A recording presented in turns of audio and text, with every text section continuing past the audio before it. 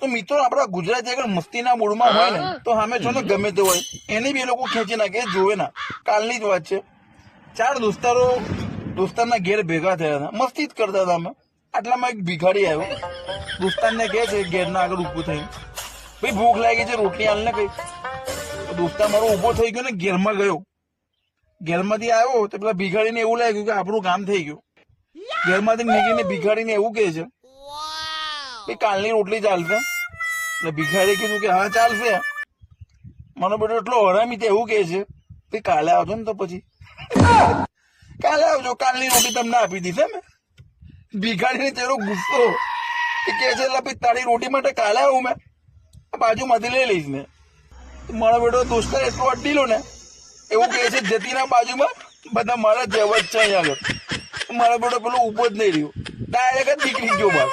આવા ગુજરાતી હોય ગમે તેની